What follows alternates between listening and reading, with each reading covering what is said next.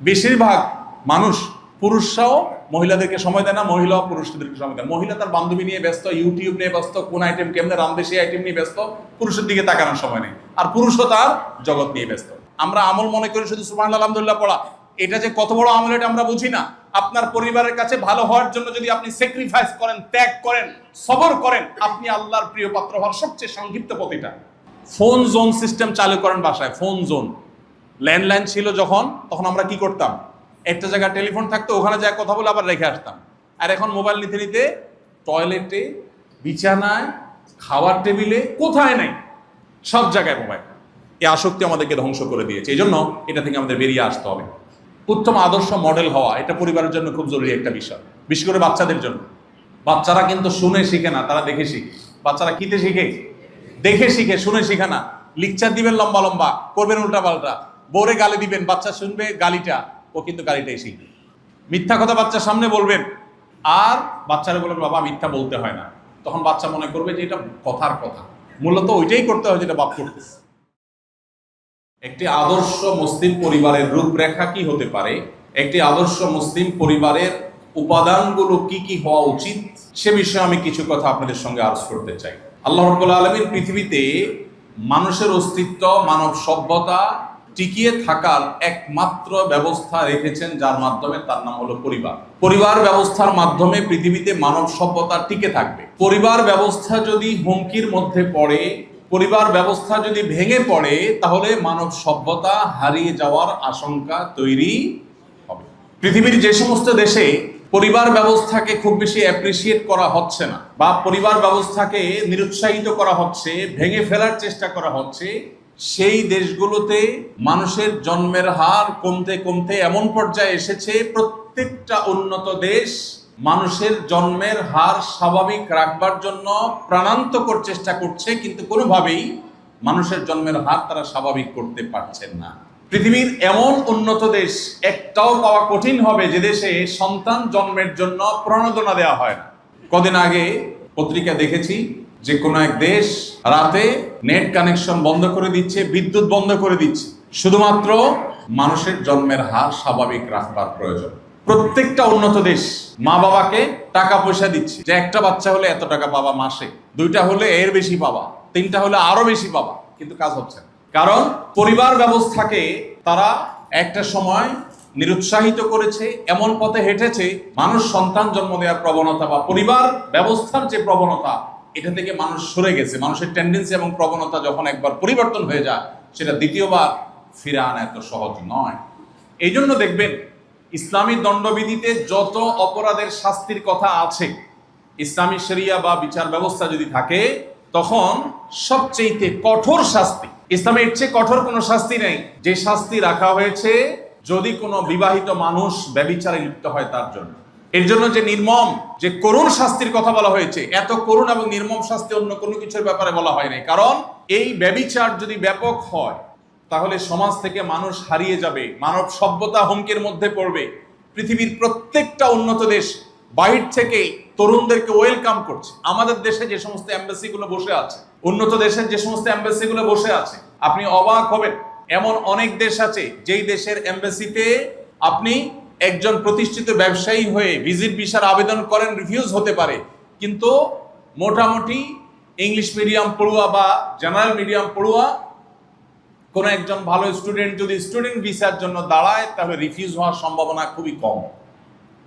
কোন কোন এম্বাসিতে student visa অ্যাপ্রুভালের হার 98%। তার মানে কি, তাদের দেশে তরুণ নাই, তরুণ দরকার, এখান থেকে তরুণদেরকে তারা হায়ার করে নিতে চায়।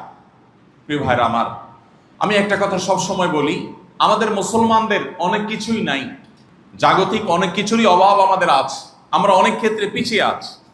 পশ্চিমা পৃথিবী আমাদের থেকে অনেক ক্ষেত্রে এগিয়ে আছে, কিন্তু একটা ক্ষেত্রে আমরা তাদের চাইতে বহুগুণ এগিয়ে আছি আলহামদুলিল্লাহ। সেটা হলো মুসলমানদের পরিবার ব্যবস্থা এখনো পৃথিবীর পূর্ব থেকে পশ্চিম যত উন্নত দেশ আছে, যে কোনো উন্নত দেশের চাইতে আলহামদুলিল্লাহ অনেক ভালো অবস্থানে আমাদের আছে।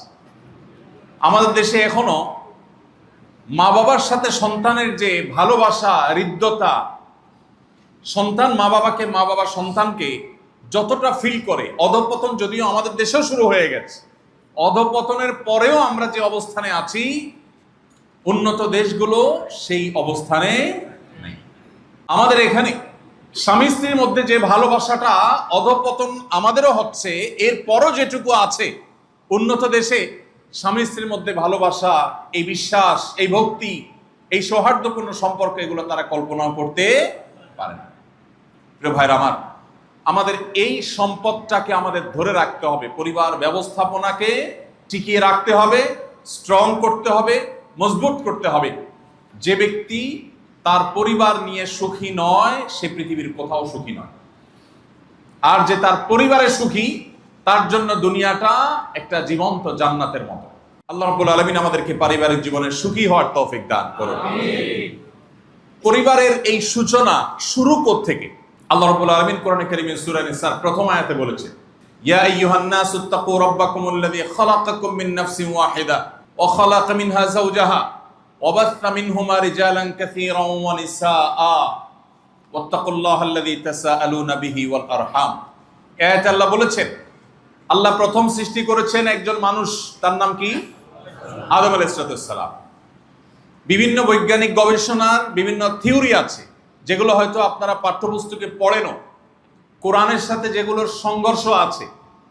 একজন ইমানদার সেই theory just as a information, তথ্য হিসাবে সে জানতে পারে, কিন্তু কখনো সেগুলোকে সঠিক বলে বিশ্বাস করতে পারে না।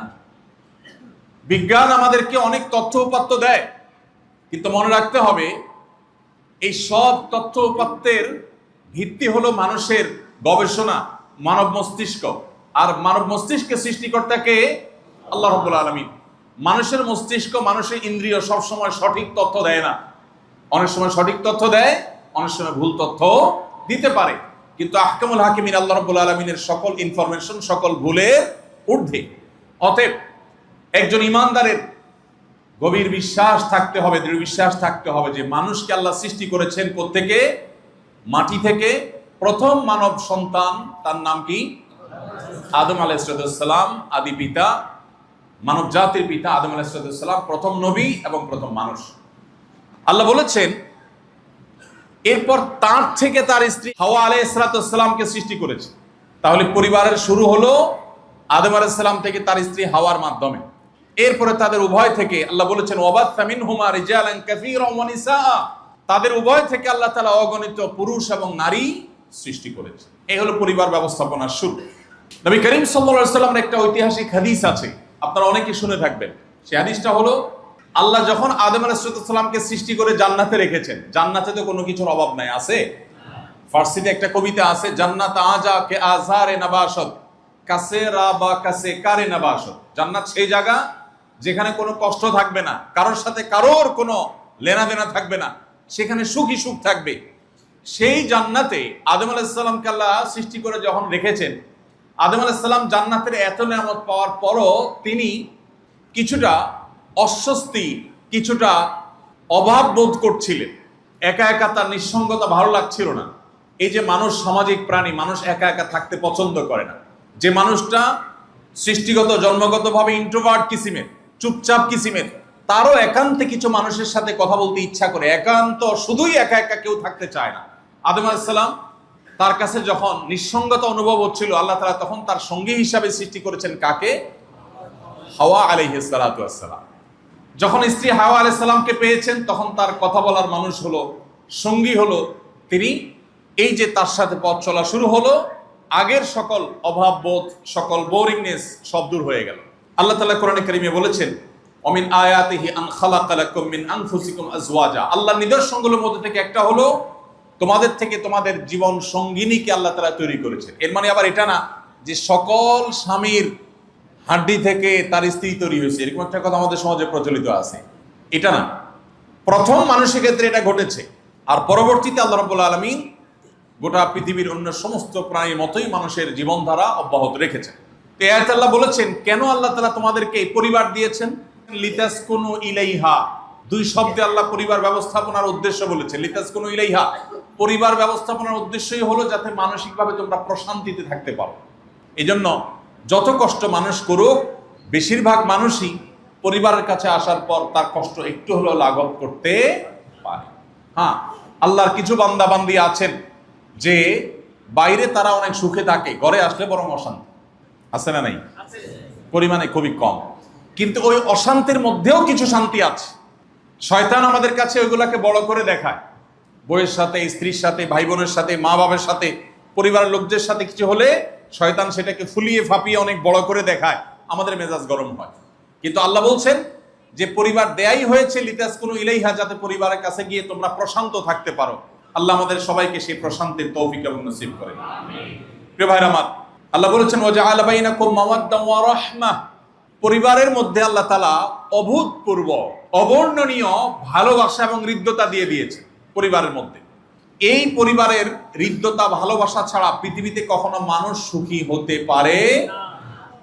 পৃথিবীর প্রত্যেকটা উন্নত দেশ উন্নতির চরম শিখরে তারা পৌঁছে গেছে।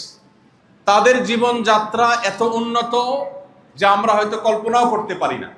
তাদের এনভায়রনমেন্ট এত ভালো, পরিবেশ এত সুন্দর স্বচ্ছ যে একটু ধুলা নাই, ময়লা নাই, কালো ধোঁয়া নাই, কেউ কাউকে কষ্ট দেওয়া দেই নাই, অপরাধ প্রবণতা নাই, চুরি ডাকাতির ভয় নাই, খুন রাহাজানির ভয় নাই, রাস্তাঘাট পরিষ্কার স্বচ্ছ, নাগরিক সুযোগ সুবিধা এত বেশি যে বলার মতো না। সবই ঠিক আছে, কিন্তু শান্তি নেই। ঠিক না? ঠিক। একটু খোঁজ খবর নেন, একটু গুগল করেন, একটু অনলাইনে সার্চ করেন, আপনি দেখবেন যে পৃথিবীর সমস্ত উন্নত দেশগুলোতে মানুষ প্রতি বছর আত্মহত্যার প্রবণতা তাদের বাড়ছে, ডিপ্রেশন এবং ফ্রাস্ট্রেশনে ভুগছে, শান্তি নাই। শুধু তারা না, আমাদের দেশেও যাদেরকে আমরা মনে করি অনেক এলিট, যাদেরকে আমরা মনে করি অনেক অভিজাত, যাদের দেখি টাকা পয়সার অভাব নেই, কিন্তু খোঁজ খবর নিয়ে দেখেন আপনার চাইতে সুখ তাদের কম আছে, মানসিক শান্তি তাদের কম আছে। এখন মুশকিল হলো দুনিয়াটা হয়ে গেছে অভিনয়ের দুনিয়া। কিসের দুনিয়া? অভিনয়। সবাই সুখের অভিনয় করে, প্রকৃত সুখে থাকা মানুষের পরিমাণ খুবই কম। ওই কুড়ে ঘোড়া থাকা মানুষটা যখন হাসি মুখে আপনার সাথে কথা বলে, এই হাসিটা অভিনয় ছাড়া, এটা নির্মল, এটা স্বচ্ছ, এটাতে কোনো নাটক নাই, ভনিতা নাই। কিন্তু অনেক অভিজাত, অনেক সম্পদশালী, অনেক রিচ মানুষ আছেন যারা হাসে, কিন্তু এই হাসির পিছনে অনেক বেদনা লুকিয়ে থাকে। প্রিয় ভাইরা আমার, এই জন্য আমাদেরকে ইসলাম বলেছে পরিবারের মধ্যে সুখ খোঁজবার জন্য আমরা যেন এমন পরিবার গঠন করি যেই পরিবারের মধ্যে সুখ থাকে, শান্তি থাকে। আমরা সবাই সেটা প্রত্যাশা করি তো ইনশাআল্লাহ? আল্লাহ আমাদের সবাইকে সেই তৌফিক দান করুন। প্রিয় ভাইরা আমার, আম্মা জান আয়েশা রাদিয়াল্লাহু তাআলা আনহা বর্ণিত একটি হাদিস আমি তেলাওয়াত করেছি, তিরমিজিতে বর্ণিত হয়েছে। নবী সাল্লাল্লাহু আলাইহি ওয়াসাল্লাম বলেছেন, খায়রুকুম খায়রুকুম লি আহলি, তোমাদের ভিতরে সবচেয়ে ভালো সে যে তার পরিবারের কাছে ভালো বা পরিবারের জন্য ভালো। পরিবারের জন্য যে ভালো সে সবচাইতে আল্লাহর কাছেও ভালো। আর নবীজি বলেছেন ওয়ানা খায়রুকুম লি আহলি, আমার পরিবারের জন্য আমি তোমাদের যে কোনো কারোর চাইতে আমি ভালো, পরিবারের জন্য আমি সবচেয়ে কল্যাণকামী, তাদের সাথে সবচেয়ে ভালো। অনেক যুবক আছেন এখানে, অনেক ভাই আছেন এখানে যারা অন্য সবার সাথে ভালো ব্যবহার করেন, শুধু পরিবার ছাড়া। আছেন না? নাই? সবচাইতে ঝাড়ি মেরে কথা বলার রাইট আছে বলে মনে করি আমরা কার সাথে? মায়ের সাথে আর বউয়ের সাথে। ঠিক না? ঠিক। যার কাছে ঝাড়ি দেওয়া চলে যৌক্তিক কারণেও অযৌক্তিক কারণেও। বেজার লাগছে বাইরে রিকশাওয়ালার সাথে, আইসা ঝাড়িটা দিচ্ছেন কারে? বউরে বা মাকে। ঠিক না? ঠিক। ভালো মুসলমানের আলামত, পুরুষ বলেন মহিলা বলেন, এই জায়গাটাতে আমরা সবচেয়ে দুর্বল হয়ে গেছি। শয়তান জানে আমরা আল্লাহর কাছে প্রিয় পাত্র হতে পারবো কিভাবে। আপনি যদি আল্লাহকে খুশি করতে হয় তাহলে আপনার পরিবারের সাথে আপনার সম্পর্ক ভালো করতে হবে। পরিবারের সাথে রক্ত সম্পর্কীয় মানুষগুলোর সাথে সম্পর্ক খারাপ আর জগতের সবার কাছে ভালো, এই ভালোর মূল্য আল্লাহর কাছে। অতএব একজন মানুষ আদর্শ পরিবার গঠন করবার সংগ্রাম চালানো, এটা একজন ইমানদার হিসাবে আমাদের অন্যতম কর্তব্য। আমরা যদি পরিবারকে যদি ভালো এবং আদর্শ করতে পারি তাহলে সমাজ আদর্শ সমাজ হয়ে যাবে। আজকে যে পরিমাণ সমাজে আমরা অনাচার দেখি, নীতিহীনতা দেখি, দুর্নীতি দেখি, অন্যায় দেখি, এই সবগুলোর কারণ হলো পরিবার। পরিবার থেকে যদি এগুলোর প্রশ্রয় দেওয়া না হতো, এই যে দুর্নীতির সয়লাভ সারা দেশে হয়ে গেছে, প্রত্যেকটা জায়গায় দুর্নীতিতে আমরা ধ্বংস হয়ে যাচ্ছে। আমাদের পরে স্বাধীনতা অর্জন করা দেশে চাকর হিসেবে যাওয়ার জন্য আমরা সিরিয়াল ধরে বসে থাকতে হয়। আমাদের মন্ত্রীরা আমাদের দেশ থেকে লোকবল নেওয়ার জন্য, চাকর হিসাবে নেওয়ার জন্য বিদেশি মন্ত্রীদের কাছে গিয়ে ধর্ণা দিতে হয়, এমন সব দেশের কাছে যে দেশ আমাদের পরে স্বাধীনতা অর্জন করেছে। বাহিরে গেলে, বিদেশে গেলে দেখা যায় আমরা কোথায় দাঁড়িয়ে আছি আর অন্যান্য দেশগুলো কোথায় চলে গেছে। এর অন্যতম প্রধান কারণ কি? দুর্নীতি, অনিয়ম। এই দুর্নীতি আর অনিয়ম, এটা যদি বিদায় করতে হয় তাহলে আমাদের পরিবারগুলোতে ইসলামের চর্চা বাড়াতে হবে, আদর্শ পরিবার করতে হবে। পরিবার যদি আদর্শ হয় তাহলে দুর্নীতি দমন হবে। কিভাবে?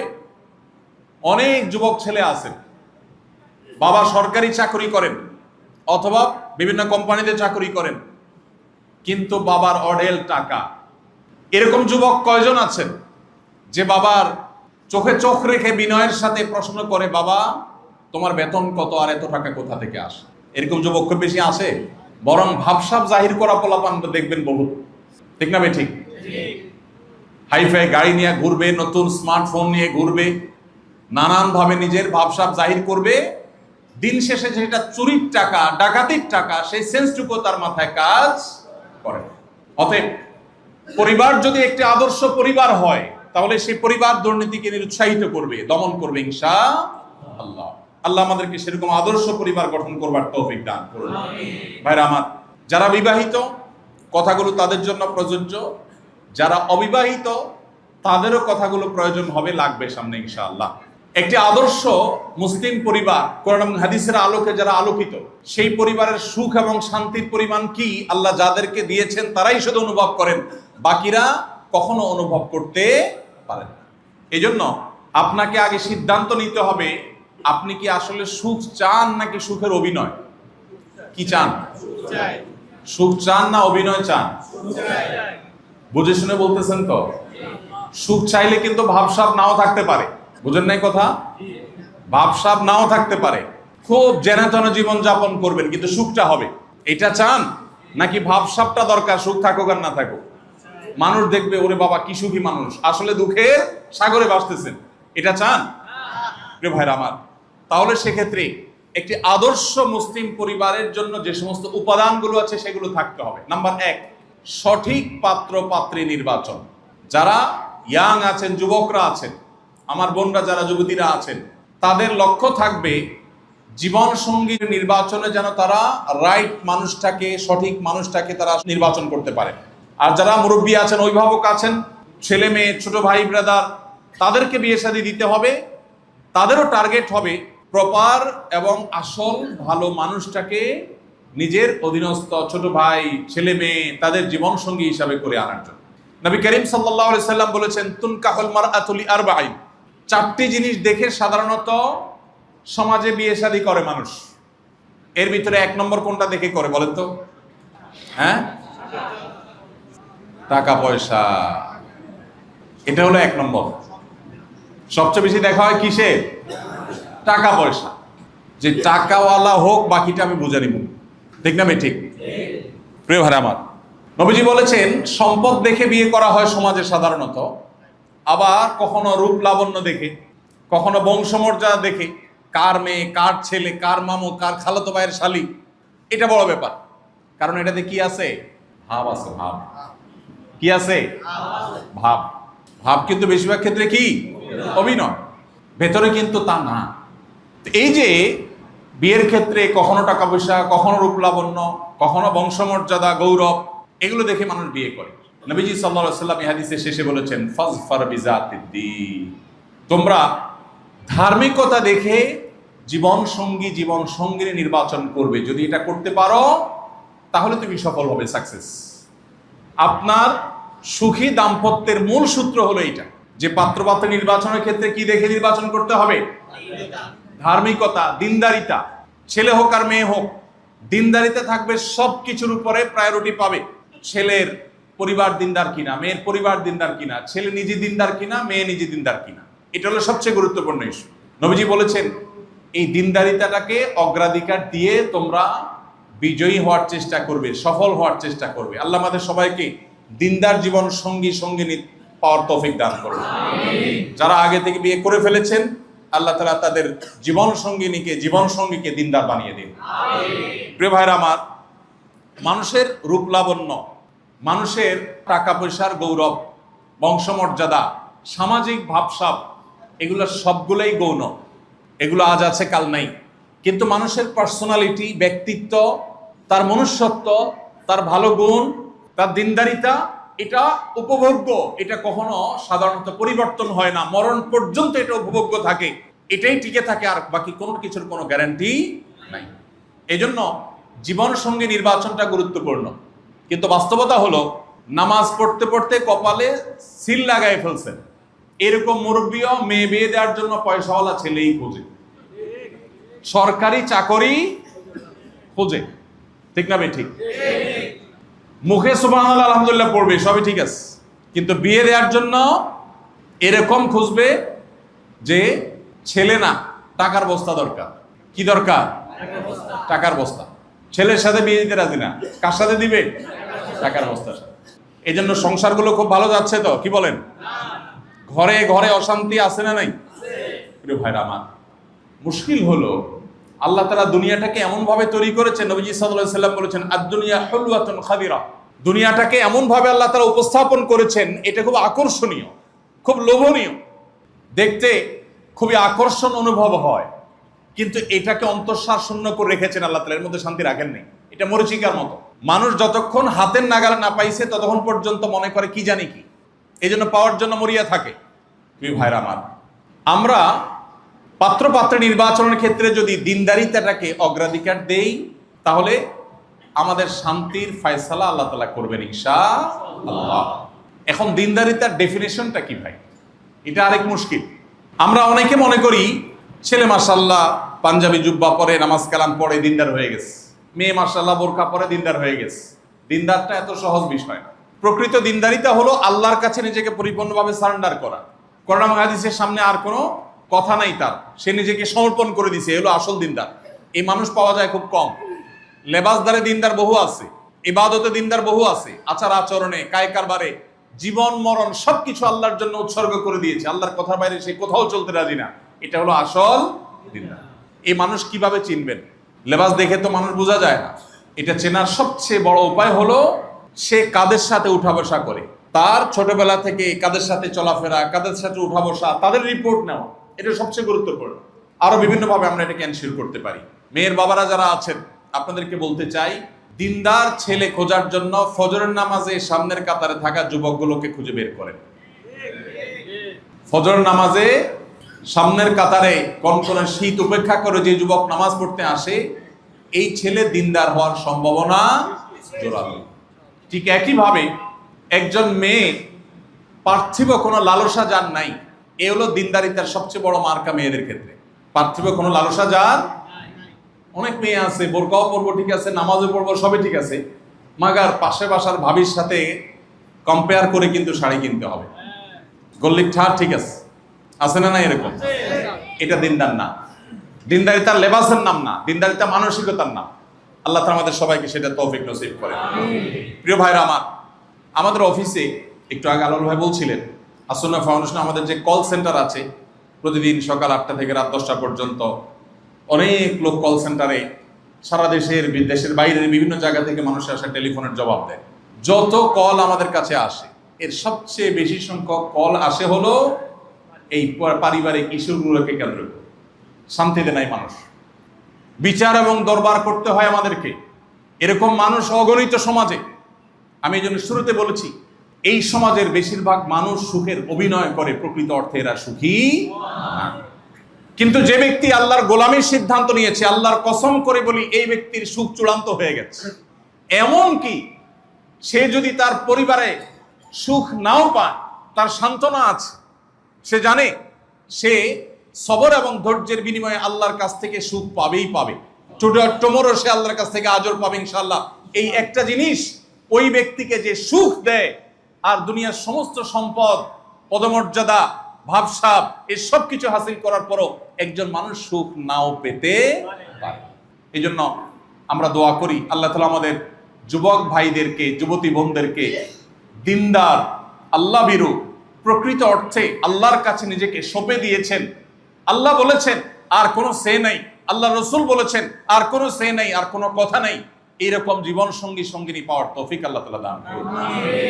এটার জন্য কিছু আমল করতে হবে, শুধু এখানে বসে বসে আমিন বললে হবে না। বলবো আমল। আমি আমার ছাত্র জীবন থেকে আমলটা করতাম, বুঝজ্ঞান হওয়ার পর যখনই বুঝছি যে বিয়ে শাদিত জীবন একদিন করতেই হবে, সো এই আয়াতের সাথে কোরআনুল কারীমের সূরা ফুরকানের ৭৪ নম্বর আয়াতের সাথে যেদিন পরিচিত হলাম, ওই দিন থেকে আয়াতটাকে আঁকড়ে ধরলাম। সকল দোয়া আল্লাহর কাছে কায়মন বাক্যে চাওয়া শুরু করলাম। আয়াতটা জানেন তো যুবকরা? শুধু যুবকরা না, এটা সবার, নারী পুরুষ যুবক বৃদ্ধ বিবাহিত অবিবাহিত সবার জন্য প্রযোজ্য। সবাই আল্লাহর কাছে এই দোয়া বেশি বেশি নিবেদন করব। রব্বানা হাব লানা মিন আজওয়াজিনা ওয়া যুররিয়্যাতিনা কুররাতা আয়ুন ওয়াজআলনা লিল মুত্তাকিনা ইমামা। ও আমার রব, আমাকে এমন পরিবার দেন, স্ত্রী এবং সন্তান এরকম দেন যারা আমার চক্ষু শীতল করে দিবে, নয়ন জুড়িয়ে দিবে। আল্লাহু আকবার। আল্লাহর শব্দ, আল্লাহ নির্বাচিত শব্দ, আল্লাহ নিজে দোয়া শিখিয়ে দিয়েছেন। এই শব্দের রহস্য আপনি চিন্তা করেন। আমরা তো আল্লাহর কাছে ভুল দোয়া করি অনেক সময়। যুবকরা আমার কাছে চিঠি লেখে বা ওই যে কাগজ পাঠায়, প্রশ্ন লেখে, চিরকুট লেখে, হুজুর একটা মেয়েকে পছন্দ হয়েছে, এখন ওরেই পাওয়ার দোয়া করা যাবে কিনা, আল্লাহ এরেই চাই। অনেক পোলাপান এটা জানতে চায় যে আমি হারাম রিলেশন করব না, আমি দোয়া করব আল্লাহ আমি এটারই চাই, এই দোয়া করা জায়েজ আছে কিনা। তা আমি বলি দোয়া করা তো জায়েজ আছে, কিন্তু তুমি যেটাকে মনে করছো রাবেয়া বস্রী, এটা তো সাক্ষাৎ শয়তান হতে পারে। পারে কি পারে না? তুমি পানিতে নামার আগ পর্যন্ত বুঝবা না কতদূর ভিজতেছে। অবিবাহিত পোলাপানের চোখে সবই ভালো লাগে, তার বেশিরভাগ ক্ষেত্রে ভালো মন্দ নিরূপণ করবার ক্ষমতা থাকে না। আর সবচেয়ে বড় কথা হলো অদৃশ্যের ইলিম, অজানার ইলিম শুধু কার আছে? আল্লাহর আছে। এই জন্য নির্দিষ্ট কোনো ব্যক্তির জন্য দোয়া না করে দোয়া করতে হয় কিসের জন্য? আল্লাহ আমি তোমার কাছে এমন জীবন সঙ্গী চাই, এমন জীবন সঙ্গিনী চাই যাকে দেখলে আমার অন্তর জুড়িয়ে যাবে, আমার অন্তর চক্ষু শীতল হয়ে যাবে, এরকম জীবন সঙ্গী চাই। সেটা কি আমি যেটারে পছন্দ করছি এটা দিয়ে দিবা নাকি আরেকটা দিয়ে দিবা, এটা তোমার ব্যাপার, আমার দরকার সেটা। আর পার্টিকুলার কোনোটা যদি চান, বহু ছেলে মেয়ে চয়েস করে বিয়ে করেছে, আছে না নাই? বিয়ের আগে কত মহব্বত, কত ভালোবাসার উতাল ফাতাল, কত সব ঢেউ তরঙ্গ, এরপরে চুলাচুলি, আছে না নেই? এজন্য আল্লাহ তাআলা দোয়া শিক্ষা দিয়েছে। আপনি যদি মনে করেন, ছেলে হিসাবে মনে করেন আল্লাহ সুন্দরী রূপসী সম্ভ্রান্ত পরিবারের মেয়ে চাই, দোয়াটা সঠিক হবে? কেন? এই সব কিছু ঠিক থাকার পরে হতে পারে আল্লাহ না করুন এমন মেয়ে যার চরিত্রের সমস্যা আছে, হতে পারে না? আল্লাহ আপনাকে একটা সন্তান দিয়েছেন, সন্তান দেখতে ফুটফুটে সুন্দর কিন্তু মেধাবী না, অথবা মেধাবী দেখতে খারাপ, অথবা দেখতে ভালো মেধাবী কিন্তু বড় কোনো রোগ তার শরীরে আছে। এগুলো কোনোটা কি আমাদের অন্তর জুড়াবে?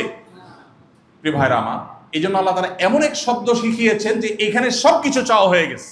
এই দোয়া আপনি নিবেদন করেন, সব চাওয়া হয়ে যাবে। আল্লাহ এমন সন্তান, এমন জীবন সঙ্গী সঙ্গিনী চাই, যে জীবন সঙ্গী সঙ্গিনী, যে পরিবার আমার চোখ জড়িয়ে দিবে, অর্থাৎ তার সব দিক থেকে সে পারফেক্ট হবে। তাহলে এই দোয়াটা আপনি যদি নিয়মিত করেন, এই দোয়ার শেষ অংশে আল্লাহ আমাকে শিখাচ্ছেন ওয়াজআলনা লিল মুত্তাকিনা ইমামা, আর আমার পরিবারের সদস্যদেরকে আপনি, আমাদেরকে আপনি মুত্তাকিদের ইমাম বানায় দেন। ভাইরা আমার, যারা দ্বীনের সাথে পরিপূর্ণভাবে পরিচিত না, তারা দিনদার ফ্যামিলিগুলো, যেখানে স্বামী স্ত্রী দিনদার, ছেলে মেয়ে আল্লাহকে বুঝে, আল্লাহর কাছে সারেন্ডার করেছে, আত্মসমর্পণ করেছে, প্রকৃত অর্থে মুসলমান হয়েছেন, এই মানুষগুলোর জীবনে সুখ শান্তি আল্লাহর কসম আপনি কল্পনাও করতে পারবেন না। আল্লাহ তাআলার কাছে লাখো কোটি শুকর, আল্লাহ আমাদেরকে সেই নিয়ামত দিয়েছেন। সেই নিয়ামত আমরা প্রতি মুহূর্তে অনুভব করি, আর আফসোস করে সেই মানুষগুলোর জন্য যারা সুখের অভিনয় করে। সুখের কি করে? অভিনয় করে। ফেসবুকে দাঁত বাইর করে দোনোজন ছবি পোস্ট করতেছে, এরপরে যাই চুলাচুলি শুরু, আছে না নাই? এই জন্য সঠিক মানুষ নির্বাচনের জন্য সবকিছুর উপরে দিনদারিতাকে অগ্রাধিকার দিতে, যুবকরা সে দিনদার মানুষ পাওয়ার জন্য শুধু এই দোয়া পড়লেও হবে না, আরেকটা কাজ করতে হবে, সেটা হলো নিজেদেরকে দিনদার হতে হবে। নিজেদেরকে কি হইতে হবে? অনেক ছেলে আছে দুনিয়ার হারাম সম্পর্ক করবে মেয়েদের সাথে, আর মহিলা মাদ্রাসার প্রিন্সিপালের সাথে যায় বাইল করবে, খাতির করবে, হুজুর আপনার ভালো ছাত্রীটা কিন্তু আমার জন্য রাখেন। আছে না নাই? অনেকে আছে আকাম করার বেলা উস্তাদ, কিন্তু বউ হিসাবে নির্বাচনের জন্য আবার ঠিকই একটা দিনদার পাত্রী চায়। অনেকের কপালে পড়ে যায়, আর বেশিরভাগই নসিবে হয় না। এই জন্য ভাইরা, আল্লাহর কাছে নিজেদেরকে দিনদার আর মুত্তাকি হিসাবে গড়ে তুলতে হবে। আল্লাহ আমাদের সবাইকে সেই তৌফিক দান করুন। তাহলে একটি আদর্শ মুসলিম পরিবারের প্রথম উপাদান হলো পাত্র পাত্রে নির্বাচনের ক্ষেত্রে সঠিক মানুষটা নির্বাচন করা। আর এখানে সঠিকতার মানদণ্ড হলো কি? দিনদারিতা, আল্লাহ ভীরুতা। আল্লাহ আমাদেরকে সেই তৌফিক দান করুন। মেয়েদের মধ্যে যদি অল্পে তুষ্টির গুণটা থাকে, খাই খাই ভাব না থাকে, ওই যে সে যদি আল্লাহর কাছে নিজেকে সারেন্ডার করে থাকে, তাহলে সে সমাজে অন্য ভাবিদের সাথে কম্পেয়ার করবে না। সে বরং ছাড় দিবে, ছাড় দিবে, ছাড় দিবে, তার কোনো ডিমান্ড থাকবে না। এবং এই জিনিসটাই একটা সুখী মুসলিম পরিবারের মূল সূত্র। এই জিনিসটা সহজে পাওয়া যায় না। মা বাবাদের কর্তব্য সন্তানদেরকে এগুলো দিয়ে শিক্ষা দেওয়া, বড় করা, এগুলো দিয়ে অভ্যস্ত করা। আমি একটা কথা সবসময় বলি, এখন বেশিরভাগ বাবা মার কাজ হলো ছেলে মেয়েকে ভোগবাদী বানানো। কিভাবে ভোগ করবে? ছেলে মুখ দিয়ে বলছে, মেয়ে মুখ দিয়ে বলছে, পাগল হয়ে গেছে ওটা দেওয়ার জন্য। আরে ভাই দেন, ঠিক আছে, ছেলে মেয়ের মুখে হাসি ফোটাবার চেষ্টা করেন, ঠিক আছে, কিন্তু ওদেরকে ত্যাগ শিখান, স্যাক্রিফাইস শিখান। 31st নাইটে সে আতশবাজি করার জন্য টাকা চায়, তারে বোঝান যে তোমার এই আতশবাজি বহু মানুষের কষ্টের কারণ হবে, এটা কোনো মনুষ্যত্ব নয়। তাকে বুঝান সে যা চাইবে সব দেওয়ার মধ্যে কল্যাণ নাই। তাকে বুঝান যে মানুষ যা চায় সবকিছু পাইতে হয় না, পৃথিবী সবকিছু পাবা না, স্যাক্রিফাইস শিখো। আল্লাহ আমাদের সবাইকে সেই তৌফিক দান করুন। দ্বিতীয়ত, একটা মুসলিম পরিবারের, আদর্শ মুসলিম পরিবারের দ্বিতীয় উপাদান হলো স্বামী স্ত্রী এবং পরিবারের সব সদস্যরা আল্লাহর গোলাম হয়ে যাওয়া। কি হয়ে যাওয়া? আল্লাহর গোলাম হয়ে যাওয়া, মুত্তাকি হয়ে যাওয়া। আল্লাহর গোলামির মিনিং কি? শুধু নামাজ পড়লাম এটা আল্লাহর গোলামি না। অনেকে নামাজ পড়ে, পয়সার হিসাব ঠিকই আছে না নাই? পয়সা ছাড়া কিচ্ছু বুঝে না, মাগার সে কি করে? ওই নামাজটাও পয়সার জন্যই পড়ে, যে দোয়া করি আল্লাহ কাছে যেন ঘুষ বেশি আসে। এরকম বহু জাহেল আছে না নাই? প্রিয় ভাইরা আমার, পরিবারের সদস্যদেরকে যদি আল্লাহওয়ালা বানাতে পারেন, আল্লাহর গোলাম বানাতে পারেন, তাহলে কি হবে জানেন? আপনার সন্তান আপনার শান্তির কারণ হবে, আপনার স্ত্রী, আপনার স্বামী আপনার শান্তির কারণ হবে। এই জিনিসগুলো এখন সোনার হরিণ হয়ে গেছে ভাই। প্রত্যেকটা পরিবারে আমরা এমন সব বিষয়গুলোর জন্য এক্সারসাইজ করি, চেষ্টা করি, কসরত করি, যেগুলো আসলে আমাদের সুখের মূল সূত্র না। হয়তো বেঁচে থাকার মাধ্যম, হয়তো আমাদের প্রয়োজন, কিন্তু সুখের মূল সূত্র হলো আমাদের মানসিকতার পরিবর্তন। সেটা হলো আল্লাহর গোলাম হওয়া। নবীজি সাল্লাল্লাহু আলাইহি ওয়াসাল্লাম বলেছেন, লাইসাল গিনা বিকাসরাতিল আরদ, লাইসাল গিনা বিকাসরাতিল আরদ ওয়ালাকিন্নাল গিনা গিনান নফস। অনেক সম্পদ হওয়া এটা প্রাচুর্য নয়। প্রকৃত সচ্ছলতা এবং প্রাচুর্য নিহিত হলো মানুষের অন্তরের সচ্ছলতার উপর। যে ব্যক্তি যা আছে এটাতে খুশি, সে হলো আসল সুখী। আর যার নাই নাই খাই খাই ভাব আছে, এই ব্যক্তি কখনো সুখী হয় না। এই জন্য পরিবারের সদস্যদেরকে যদি আপনি দিনদার বানাতে পারেন, আল্লাহ ভীরু করতে পারেন, কোরআন এবং হাদিসের অনুসারী করতে পারেন, আল্লাহর সাথে পরিচয় করান, সিরাতে রাসূলের সাথে পরিচয় করান, তাহলে আপনার পরিবারের সদস্যরা না খেয়ে বা অল্প খেয়েও তারা তুষ্ট থাকবে। আল্লাহ আমাদেরকে সেটা তৌফিক নসিব করুন। এই পরিবার এখন সোনার হরিণ হয়ে গেছে। যারা আগে থেকে বিয়ে শাদী করে ফেলেছেন, এখন হয়তো একজন দিনে আসছেন, আরেকজন আসেন নাই, স্ট্রাগল করছেন, ঘরে ঘরে এই সমস্যা আছে, তাদের একদিকে আল্লাহর কাছে চোখের পানি ফেলা উচিত। আবু হুরায়রা রাদিয়াল্লাহু আনহু সাহাবী, তার নাম তো শুনেছেন না? উনার মা অমুসলমান ছিলেন, মুশরিকা ছিলেন, উনি মুসলিম ছিলেন। মায়ের জন্য দোয়া করতেন, মা তাকে প্রহার করতেন কেন মুসলমান হয়েছে সেজন্য, কিন্তু ছেলে হাল ছাড়েন নাই। নবীজির কাছে এসে দোয়া চেয়েছেন, হে আল্লাহর রাসূল আমার মার জন্য একটু দোয়া করেন, হাত তুলে। নবীজি আল্লাহর কাছে দোয়া করেছেন, আল্লাহ আবু হুরায়রার মাকে তুমি হেদায়েত দান করো। নবীজি দোয়া আল্লাহ কবুল করেছেন। ঘরে যায় দেখে মা প্রস্তুতি মানানোর জন্য। চোখের পানি ফেলে পরিবারের সদস্যদের জন্য দোয়া করতে হবে এবং তাদেরকে দ্বীনি পরিবেশ দিতে হবে। দ্বীনি পরিবেশ দিবেন, সন্তান দিনদার হবে। এমন পরিবারের সাথে মিশাবেন যে পরিবার দিনদার, যাদের মধ্যে দ্বীনের প্র্যাকটিস আছে, যারা খাই খাই করে না, যে পরিবারের ছেলে মেয়ে মোবাইল টিভি ছাড়া কিছু বোঝে না, যাদের মধ্যে স্মার্টফোনের আসক্তি আছে, যাদের মধ্যে নেটে পড়ে থাকার, ডুবে থাকার, গেমের মধ্যে বুঁদ হয়ে থাকার আসক্তি আছে, ওই সব পরিবারগুলো থেকে সন্তানকে বাঁচাবেন। ওটা ভাইরাস, সংক্রমণ করবে, আপনার সন্তানকে ধ্বংস করবে। বাঁচাবার চেষ্টা করবেন। আল্লাহ আমাদের সবাইকে সেই তৌফিক দান করুন। 3 নম্বর, একটি সুখী মুসলিম আদর্শ পরিবারের অন্যতম উপাদান হলো সুন্দরভাবে দিনাতিপাত করা, সুন্দরভাবে দিন যাপন করা, একে অন্যের হক আদায় করা, পরস্পরের হক সম্পর্কে সচেতন হওয়া। এখন গোটা পৃথিবীতে মানুষ অনেক বেশি অধিকার সচেতন, নিজের অধিকারের ব্যাপারে অনেক সচেতন। ডক্টর আব্দুল্লাহ জাহাঙ্গীর রহমাউল্লাহর নাম তো আপনারা শুনেছেন না? ডক্টর আব্দুল্লাহ জাহাঙ্গীর রহমাউল্লাহ ক্ষণজন্মা মনীষীদের একজন ছিলেন, ইসলামী বিশ্ববিদ্যালয় কুষ্টিয়ার প্রফেসর ছিলেন। তিনি বলতেন, আমরা এখন বেশিরভাগ মানুষ অধিকার সচেতন, ইসলাম আমাদেরকে বলেছে মূলত কর্তব্য সচেতন হতে। কি হতে বলেছে? কর্তব্য সচেতন। আমার অধিকার নিয়ে সচেতন আমি হতেই পারি, দোষের বিষয় না, কিন্তু তার চাইতে বেশি আমাকে কর্তব্য সচেতন হতে হবে। এখন দেখবেন সবাই বলে আমার অধিকার, এটা বলে না আমার কর্তব্য। একটা সুখী দাম্পত্যের জন্য বা সুখী পরিবারের জন্য এই জিনিসটা সবচেয়ে জরুরি বিষয় যে সবাই কর্তব্য সচেতন হবে। একজন সন্তান চিন্তা করবে আমি বাবা মার কি কি অধিকার আদায় করার আছে সেটা আমি আদায় করব। এখন দেখবেন ছেলে মেয়েরা, বাচ্চারা অভিযোগ তোলে যে আমার বাবা এটা করলো না, আমার মা ওটা করলো না, আমার হক নষ্ট করলো। হ্যাঁ, তারা যদি অন্যায় করে থাকে আল্লাহর কাছে তারা দায়ী থাকবে, বাট আমি সন্তান হিসেবে আমার কর্তব্যকে আমি সেটা দেখব। ঠিক একইভাবে আমাদের কাছে প্রায় সময় দেখি প্রশ্ন দেয়, প্রশ্ন দেখে আমরা বুঝতে পারি এই প্রশ্ন কোত্থেকে আসছে। প্রশ্ন পড়ার পর বোঝা যায় যে এই প্রশ্নের সূত্র কি। অনেকে প্রশ্ন লেখে, হুজুর স্ত্রীর অধিকার নিয়ে একটু আজকে ওয়াজ করবেন। এই প্রশ্ন পড়ে আমরা বুঝতে পারি এটা কোনো মহিলার প্রশ্ন, কারণ উনি স্ত্রীর অধিকার নিয়ে ওয়াজ করতে বলছেন, মানে স্বামীরা আজকে নিয়ে আসছেন আসামি হাজির। এখন হুজুর একটু আপনি ওয়াজ করে দেন যদি আমার জামাইটা মানুষ হয়ে যায়। আবার অনেকে প্রশ্ন লেখে, হুজুর স্বামীর অধিকার নিয়ে একটু কথা বলেন। এর মানে প্রশ্নটা করছে কে? পুরুষ। বউ আসছে আজকে ওয়াজ শুনতে, বউরে শোনাবে, এই জন্য সে তার কথা বলে। এইটা দেখা যায় না যে পুরুষ বলতেছে যে আমি একজন স্বামী, আমি আমার স্ত্রীর কর্তব্য কিভাবে আদায় করতে পারি, কি কি কর্তব্য আছে আমাকে জানায় দেন, যাতে কিয়ামত দিন আমার দাঁড়ায় থাকতে না হয়। এই মানুষ পাওয়া যায় না। যেই পরিবারে প্রত্যেকটা মানুষ কর্তব্য সচেতন হবে সেই পরিবারের শান্তি অবধারিত। আল্লাহ সেই পরিবারে শান্তি দিবেনই দিবেন। আপনি যদি বলেন যে না আমি কর্তব্য সচেতন কিন্তু আমার সঙ্গী কর্তব্য সচেতন না, অসুবিধা নেই। যিনি কর্তব্য সচেতন না তিনি আল্লাহর কাছে দায়ী থাকবেন, কিন্তু আপনি কর্তব্য সচেতন, আপনার শান্তি নিশ্চিত। আপনি দুনিয়াতে কিছুই পাচ্ছেন না, আল্লাহর কাছে পাবেন। অনেক বোনরা আমাদের কাছে আসেন, চোখের পানি ফেলেন, কান্নাকাটি করেন, ভাই অশান্তির মধ্যে আছি। কি হয়েছে? স্বামীটা অমানুষ, শাশুড়িটা অমানুষ, দেবরটা অমানুষ, ননদটা অমানুষ, সব অমানুষ। আছেন অনেক আল্লাহর বান্দাবান্দি এরকম। আবার অনেক ছেলে পুরুষরা আসেন যে ভাই আমার এই অসুবিধা। আমি বলি এই অসুবিধা, এই দুঃখের কি কোনো শেষ আছে না নাই? শেষ নাই। কিভাবে শেষ হবে বলেন? আর কিছু না হোক, মৃত্যু আসলেই তো শেষ। মরার পরে কি আপনাকে আর টর্চার করতে পারবে? সে পারবে না। তাহলে ইমানদারের সকল কষ্টের একটা শেষ আছে। কিন্তু আপনি যদি ধৈর্য ধারণ করেন, আপনি আপনার দায়িত্বটা পালন করে যাওয়ার চেষ্টাটা করেন, তাহলে আখেরাত আপনার খাড়া আছে না নাই? দুনিয়াতে জুলুমের বিচার আপনি নাও পেতে পারেন। স্বামীর জুলুমের বিচার শাশুড়ি করে না, মায়ের অত্যাচার স্বামী সেটা দেখে না। আল্লাহ কি দেখেন না? দেখেন না।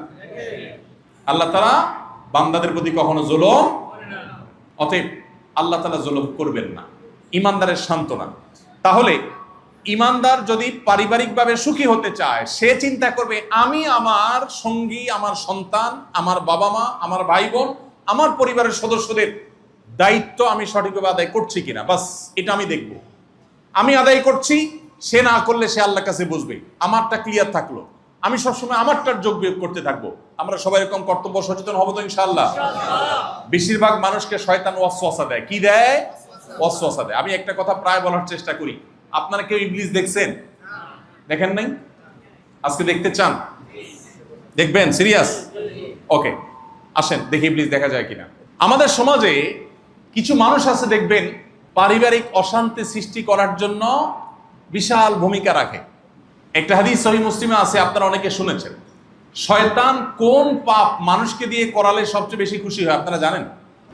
শুনে রাখেন হাদিসটা। নবী করিম সাল্লাল্লাহু আলাইহি সাল্লাম বলেছেন, ইবলিসের সিংহাসন পানির উপরে। কিসের উপরে? পানির উপর। আমরা দেখতে পাই না, অলৌকিক, অদৃশ্য। ইবলিস তার শিষ্যদেরকে, তার চেলাদেরকে, তার সন্তান, অগণিত সন্তান, অজস্র, প্রত্যেক মানুষের পেছনে শয়তান আছে। তাহলে পৃথিবীতে অ্যাটলিস্ট যত মানুষ আছে কমপক্ষে এতজন শয়তান আছে। নবীজি সাল্লাল্লাহু আলাইহি ওয়াসাল্লাম এই হাদিস বলার পর এক সাহাবী প্রশ্ন করছে, ইয়া রাসূলুল্লাহ, তাহলে আপনিও তো একজন মানুষ, আপনার সাথেও কি একটা আছে? নবীজি বলেছেন, হ্যাঁ, আমার জন্য ইবলিসের যে কমান্ডার সে একটা বরাদ্দ করছে, তবে আল্লাহ আমাকে তার কাছ থেকে সেফ রাখছে, সে আমার কিছু করতে পারে না। তোমাদেরকে ক্ষতি করতে পারে, বাট আমাকে পারে না, আমাকে সেভ করছেন আল্লাহ তাআলা। নবী মাসুম, তাকে আল্লাহ নিরাপদে রেখেছে। তো ভাইরা, ইবলিস তার সিংহাসনে বসে তার চেলাদেরকে ছেড়ে দেয় মানুষদের মধ্যে। ইবলিসের কাজই হলো মানুষকে কি করা? বিপদগামী করা। আপনাদেরকে কি ইবলিসে ওয়াসওয়াসা দেয়? আপনারা টের পান? কখন টের পান? আন্দাজে বললেন তো অনেক। প্রত্যেকটা ভালো কাজ করতে গেলে দেখবেন মনের ভেতর থেকে একটা বাধা আসে না? কিন্তু আকামের সময় বাধাটা আসে না। খেয়াল করছেন? আল্লাহ কোরআনে বারবার করে কিন্তু ইবলিসের সম্পর্কে বলেছে যে ইবলিস তোমাদের জন্য আদুউম মুবিন। আদুউম মুবিন মানে কি ভাই? প্রকাশ্য শত্রু। দেখছেন কোনোদিন? কেমন কথা! জীবনে কোনোদিন দেখেন নাই? আল্লাহ বলতেছেন কোন শত্রু? কেন আল্লাহ বলেছেন? কারণ হলো এই শত্রুর শত্রুতা প্রতি মুহূর্তে আমাদের চোখের সামনে হয়, প্রকাশ্যে। সে অপ্রকাশ্য থাকতে পারে, বাট তার শত্রুতা কি? প্রকাশ্য, ওপেন সিক্রেট। একটা ছোট এক্সাম্পল দিই। আমি শয়তান দেখাবো, ওই জায়গায় যাচ্ছি, তার আগে আরেকটা আপনারা সাক্ষাৎ শয়তান দেখাই দিই। সেটা হলো শীতের সময় এখন, তাই না? ফজরের সময় যখন আজান হয়, তখন তো মনে চায় সব কম্বল কাঁথা সব আরামের সবকিছু ফেলে ঠান্ডা পানি দিয়ে উজু করে মসজিদে এসে নামাজ পড়ি। এটা তোমাদের সবার মনে চায় না? আরে তো সব সাক্ষাৎ আল্লাহওয়ালা, তাহলে এখানে আর ওয়াজ টাজ করার দরকার কি রে ভাই? এরকম ফেরেশতা থাকলে সেখানে আর ওয়াজের দরকার নাই তো। সুবহানাল্লাহ। আমার তো এরকম হয় না ভাই, আমার তো উল্টা হয়। আমি তো ফজরের সময় উঠতে গেলে মনে হয় না আরেকটু শুই। আপনাদের এরকম হয়? তো একটু আগে বললেন যে হয় না। ওই যে বললাম দুনিয়াটা সব কি অভিনয়। আল্লাহ আমাদেরকে হেদায়েত দান করুন। ভাইরা আমার, আচ্ছা, 24 ঘন্টার মধ্যে কোন সময়ের ঘুম সবচেয়ে আরামদায়ক? ঠিক ফজরের আগ মুহূর্তের সময়। আপনি দিনে ঘুমান, রাতে ঘুমান, কোন সময়ের ঘুমে তো আরামের। কম্বল গায়ে আছে, অ্যালার্ম দিছেন ফজরের, মুয়াজ্জিন আজান দিছে, সবই ঠিক আছে, ঘুমটাও ভাঙছে, কিন্তু ভেতর থেকে কেউ একজন যেন বলে যে এখন এই কম্বলতে বাইরে হলে মরে যাবে, দজ্জাত ফরি যাবি দে। বলে না কেউ একজন ভেতর থেকে? খেয়াল করে দেখেন, আল্লাহর কসম, আপনি একটু খেয়াল করলে আপনি দেখবেন কোন এক অদৃশ্য শক্তি আপনাকে টানছে। কিন্তু ওই সময় বন্ধুদের সাথে চিল করতে যাবেন, আগে থেকে সব সেট করা আছে যে 12টা 1 মিনিটে আতশবাজির আওয়াজে মানুষের বদদোয়া নিবেন, অনেক মানুষের কষ্টের কারণ হবেন, অনেক পশু পাখির কষ্টের কারণ হবেন, একটু ফুর্তির জন্য বহু মানুষ চোখের পানি ফেলবে, বদদোয়া দিবে। এই পশুত্ব করবার জন্য বন্ধুদের সাথে চুক্তি হয়েছে, অ্যালার্ম দিয়ে শুইছেন। উঠে যেতে ভালো লাগে না খারাপ লাগে?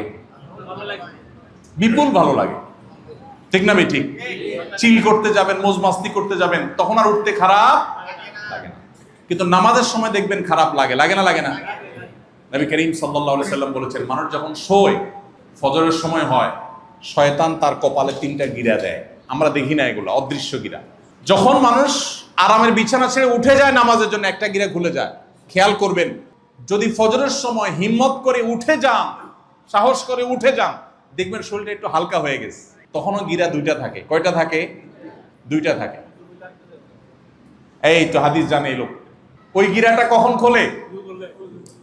শয়তান এবার আপনাকে বলে, হায় হায় রে, কম্বল থেকে বাইরে হয়ে গেছে, এটারে তো শোয় রাখতে পারলাম না। এবার শয়তান সেকেন্ড ট্রাই দেয়। সেটা কি? সেটা হলো, ভাই তোমার মাথা ঠিক আছে? গিজার মিজার কিচ্ছু নাই তোমার বাসায়? যে ঠান্ডা পানি, আরে হাত দিলে তো মরে যাবা, পাগল হয়ে যাবা, কেমনি হাত দিবা? ওরে আল্লাহ। উঠছেন ঠিক আছে, কিন্তু কাচুমাচু করতেছে। হায় হায়, কি করা যায়? কারণ ইবলিস আপনাকে এখন তশকিল করতেছে। ইবলিস আপনাকে বিভিন্ন ভাবে বোঝাচ্ছে যে বাবা খবরদার। আপনি বিসমিল্লাহ পড়ে হাত দিয়ে ওযুটা করে ফেলেন, দেখবেন শরীর আরো হালকা হয়ে গেছে, গিরা আরেকটা খুলে গেছে। এরপরে শয়তান শেষ ট্রাইটা দিবে। এই পাগলারে তো ঠেকানো গেল না কোনোভাবেই, উঠছে আবার ওযুও করছে। এবার শয়তান নেক্সট শুরুতে ধোঁকা নিয়ে হাজির হবে। শয়তান এবার মুফতি সাজবে, মুফতি, একদম আপনার মসজিদের মুফতির মতো একটা মুফতি সাজবে। শয়তান এবার এসে বলবে, ভাই বুঝলাম নামাজ ফরজ পড়তে হবে, নাইলে আল্লাহ জাহান্নাম দিবে, উঠছো ওযু করছো সবই ঠিক আছে, কিন্তু তুমি কি মাসলা জানো বেশি ঠান্ডা বেশি কষ্ট হলে বাসায়ও পড়া যায়? তুমি কি মাসলা জানো এই শীতের দিনে অনেক সময় পাগলা কুত্তা থাকে, যদি কামড় দেয় লাইফ শেষ। তাহলে তুমি ঘরে পড়ে নিতে পারো। যদি শয়তানের ফুসলানিতে আপনি পড়ে যান তো গেলেন। আর যদি হিম্মত করে বলেন না আল্লাহ ভরসা, শীতের কাপড় চোপড় পরে বের হয়ে গেছে, নামাজটা পড়ে যখন আপনি বের হবেন, ফজর নামাজটা পড়ে যখন আপনি বাসা যাবেন, আল্লাহর কসম, আল্লাহর নেয়ামত যদি আপনি উপলব্ধি করতে চান, যাদের এই স্বাদ আস্বাদন করার কপালে নসিব হয় না, তারা একটু পরীক্ষা করে দেখেন। আর যাদের নসিব হয়েছে তারা বলতে পারবেন, নবীজি বলেছেন ফজর নামাজটা যখন সে পড়তে মসজিদে চলে আসে, তার শরীর থেকে, তার কপাল থেকে 3 নম্বর গিরাও খুলে যায়, ফ্রেশ হয়ে যায়, ফাসবাহা নাশীতান নফস, তখন সে একদম ফ্রেশ মুড হয়ে যায়। আর যে ব্যক্তি ওই কম্বলে কাচমুচি করে শুয়ে থাকে বা শয়তানের প্ররোচনায় প্ররোচিত হয়ে যায়, নবীজি বলছেন সে আর উঠতে পারে না। সে হয়তো আরামের ঘুম ঘুমায়, কিন্তু এরপর সারাদিন ফাসবাহা খাবিসান নফস, তার মনের ভিতর থেকে এক ধরনের নোংরা ফিল হয় যে আমি নামাজটা পড়লাম না, ফজরটা নষ্ট করলাম, সে ভালো ফিল করতে পারে না।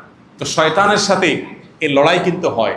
ভারতের একজন কবি উর্দু ভাষায় বলেছেন, সম্ভবত কবি জিগর মুরাদ আবেদি বলেছেন, আরে ये कुश्ती तो है अमर भर की, कभी वो दबा ले कभी तू दबा ले। শয়তানের সাথে লড়াই তো আজীবনের, কখনো ও তোমাকে কাত করে ফেলবে, কখনো তুমি কাত করে ফেলবে।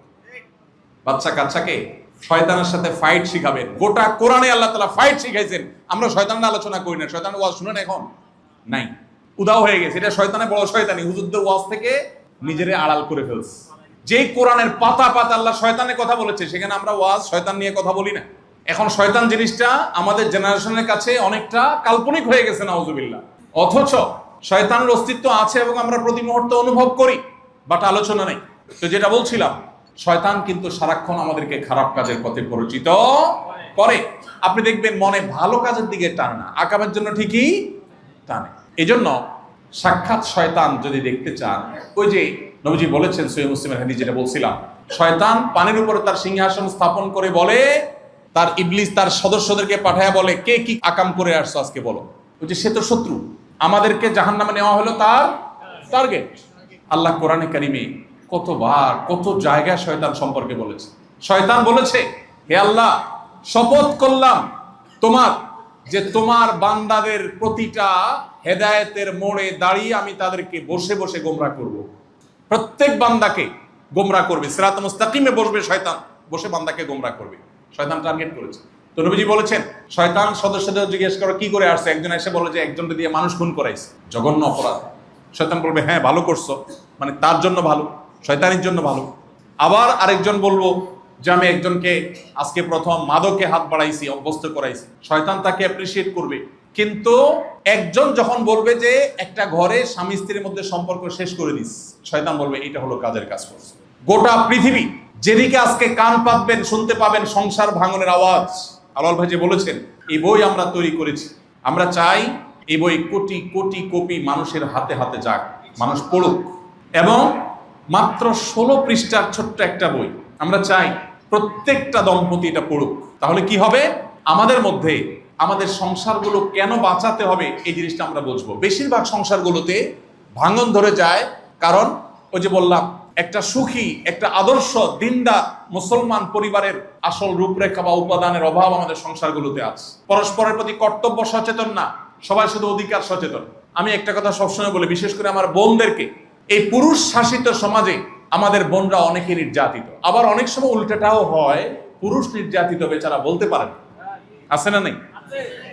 দাম্পত্য জীবনে শুরুর দিকে একটা ভিন্ন পরিবারের মানুষ আরেকটা পরিবারের মানুষের সাথে একসাথে থাকবে, ম্যাচ হবে, ব্যাটে বলে সব হবে, সবসময় হয় না, হয় অশান্তি হয়। এই অশান্তিগুলোতে ধৈর্য হারা হতে হয় না। আমি বলছিলাম সাক্ষাৎ শয়তান দেখানোর কথা, সাক্ষাৎ শয়তানের কথা বলছিলাম। অনেক ছেলেদেরকে বলবে যারা পর্দা মর্দা মানে না, নামে মুসলমান, তার বউ তার বন্ধুদের সাথে দেখা দেয়, আছে না নাই? কেমন মানুষ আপনি?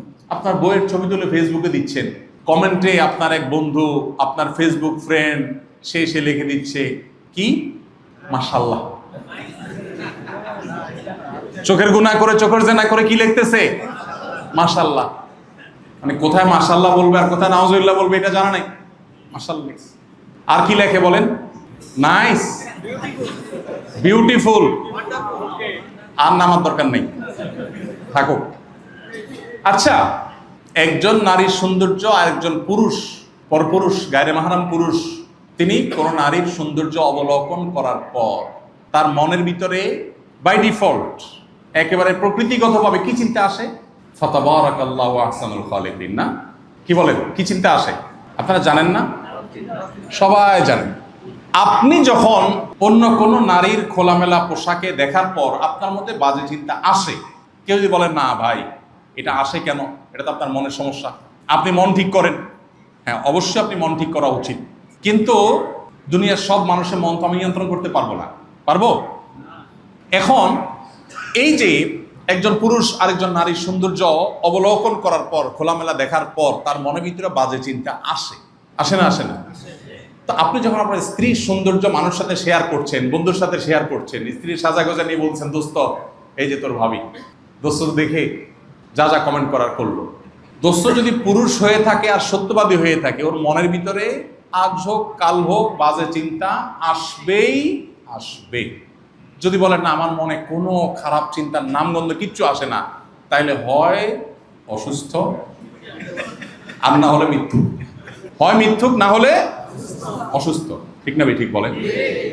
যদি বলে না না আমার ফেরেশতা, আমার একেবারে সুবহানাল্লাহ মা বোন ফিল হয়, বাট এটা হলো ওই বিদ্যুতের 440 লাইনের মতো।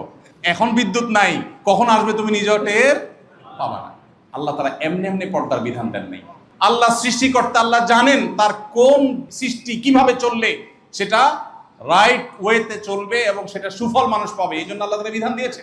এখন যারা নিজেদের পরিবারের মধ্যে এই যে আপনার পর্দার কালচার নাই, পর্দার কৃষ্টি নাই, তারা তাদের স্ত্রীদের বন্ধুদের সাথে দেখা করান, আবার বন্ধুদের স্ত্রী তারা দেখবেন এদের মধ্যে অনেক সময় হয়, সব সময় না, বন্ধুকে দেখবেন অনেকে উস্কে দেয়, দোস্ত বা ভাই আপনার মতো এরকম রাজপুত্র, ইস যে কোনো মেয়ে আপনি বিয়ে করতে পারতেন, এটা কি আপনার কোত্থেকে করলেন? এটা হলো সাক্ষাৎ শয়তান, এটা হলো সাক্ষাৎ এ উস্কাই দিল আর কি, অশান্তি। আবার মহিলারা যায় বলবে কি, একটু সুন্দর সুন্দর হইলে ভাবি ইস আপনার মতো এত সুন্দর একটা মানুষ আপনি রাজপুত্র বিয়ে করতে পারতেন, যাক নসিবে যা আস, এই একটু আলটা মানে দিল আর কি। সাক্ষাৎ ইবলিস, সাক্ষাৎ। অন্যের পরিবারের মিথ্যা সুখের গল্প দিয়ে নিজের সংসারে অশান্তি করবেন না। বন্ধু এসা গল্প দেয় তার বউয়ের, তোর ভাবির সাথে আমার কি যে মহব্বত।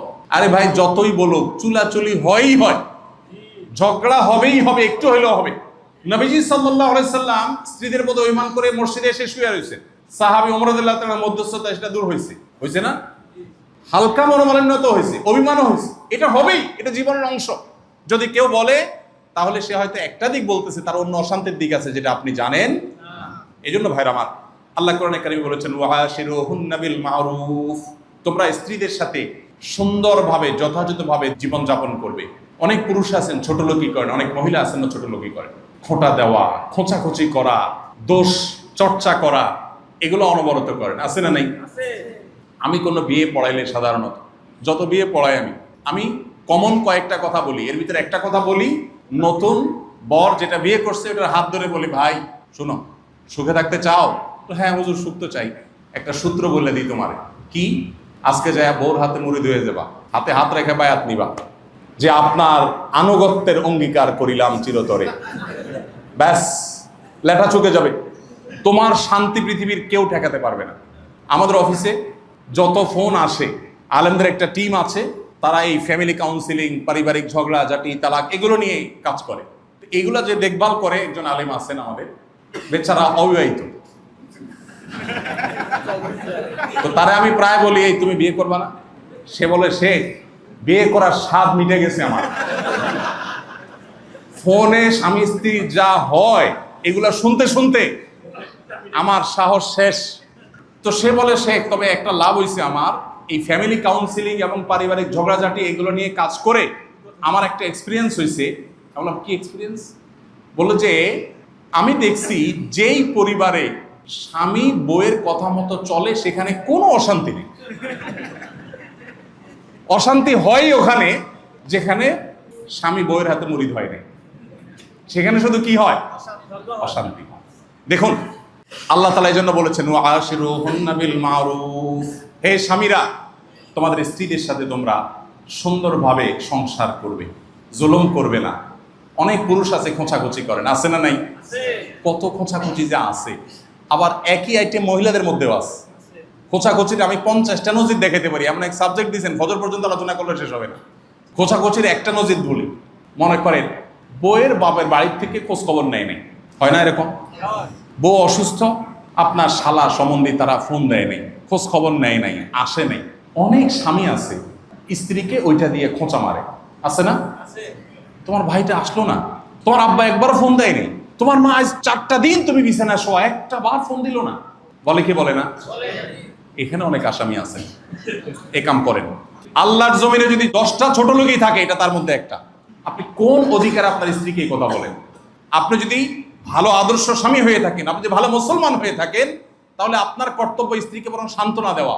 তোমার আব্বা আম্মা হয়তো ব্যস্ত, আসতে পারেন নাই, হয়তো কোনো কারণে ওনারা ফোন করতে পারেন নাই, বাদ দাও, আমি আছি না ইনশাআল্লাহ, আমি বেঁচে থাকতে তোমার কষ্ট হতে দেবো না। এটা হলো আদর্শ স্বামীর কাজ। আর বেয়াদব স্বামীর কাজ হলো কি? খোঁচা দেওয়া। কোনো মেয়েকে তার বাপের বাড়ি থেকে খবর না নিলে তার কি সুখ লাগে? সে তো এমনি মনে কষ্ট আছে, তার মুখটা ছোট। এর মধ্যে যখন আপনি আবার বলবেন তার মুখটা কি ছোট হবে না বড় হবে? ঠিক একই কাজ মেয়েরাও অনেকে করে। মেয়েরা খুশি হয়ে যায় না আবার যে আমাদের পক্ষে ওয়াজ এসে গেছে। মেয়েরা অনেকে করে, বেশি আর কম তো আপেক্ষিক। অনেক মেয়েরা করে। কিভাবে করে? আচ্ছা, তুমি তোমার ভাই বোনের জন্য কি না করছো, কিন্তু তোমার ছেলেদের জন্য একটু বিষও কোনোদিন এরা কিনে দিয়েছে? কোনোদিন বলে না? বলে না? তুমি তোমার এই বাপ মার কথায় কি না করলা, সব করলা, কিন্তু এরপরও ওই ছেলের দিকেই টানে। বলে কে? বলে না? এটাও আরেক অমানসিকতা এবং অভদ্রতা, অসৌজন্যতা এবং মুসলমান সুলভ আচরণ না। কারণ আপনার স্বামী তার ভাই বোন দ্বারা যদি নিগৃহীত হয়, তার কাছে কি ভালো লাগে? তাহলে আপনার দরকার সান্ত্বনা দেওয়া। বাদ দাও, ভাই ব্রাদার ওরা ভুল করছে, একসময় বুঝবে হয়তো, আর না বুঝতে না বুঝুক। ওরা তোমার হক নষ্ট করছে, ওরা আল্লাহর কাছে দায়ী থাকবে। তুমি টেনশন করবা না, আল্লাহ ভরসা, আমরা সুখেছি, আমাদের কোনো চাহিদা নাই, আল্লাহর কাছে পাইলেই হলো। তুমি তো আল্লাহর জন্য করছো, ওদের ফিডব্যাকের জন্য করো নাই। সো ওরা কিছু দিলে দিল, না দিলে নাই, ওরা আল্লাহর কাছে বুঝবে, আমাদের আর তুমি টেনশন করিও না। এটা হলো আদর্শ স্ত্রীর কথা। আমরা প্র্যাকটিস করবো তো ইনশাআল্লাহ। এরকম আমি অন্তত 50টা উদাহরণ এখন দিতে পারবো যে আমাদের সংসারগুলোতে যে পরিমাণ ছোট লোকই হয়। নামাজি মানুষরা এই ছোট লোকই অনেক সময় করে, রোজাদার মানুষরা করে। মনে রাখবেন, দাড়ি কতগুলো লম্বা হইল আর নামাজ কতগুলো, এর মাধ্যমে শুধু দিনদার হয় না। মানুষের দিনদারিতা প্রকাশের সবচেয়ে বড় সূত্র হলো তার আখলাক, তার আচরণ। নবীজি বলেছেন, মা মিন শাইইন ইউদাউ ফিল মিজান ইয়াউমাল কিয়ামাতি আসকালু মিন হুসনিল খুলুক। কিয়ামতের ময়দানে উত্তম আচরণের চাইতে ভারী কোনো আমল আর হবে না। এজন্য বউকে কখনো শ্বশুরবাড়ির বিষয়ে ছোট করবেন না, আর স্বামীকেও মেয়েরা কখনো শ্বশুরবাড়ি ভাই দেবর, আপনার শ্বশুর শাশুড়ি, তাদেরকে দিয়ে কখনো ছোট করবেন না। বরং সবসময় শ্বশুরবাড়ির তারিফ করবেন। সারাদিন কি করবেন? তারিফ করবেন। তারিফ আর তারিফ বউয়ের কাছে, যে আপনার শ্বশুর শাশুড়ির মতো মানুষ হয় না, আপনার শালার মতো মানুষ পৃথিবীতে আর নাই, শালা একটাই আছে দুনিয়াতে, শালি এইটাই। আর রান্নার শ্বশুরবাড়ি, ওহ, এর চেয়ে মজার দুনিয়াতে কোথাও নাই।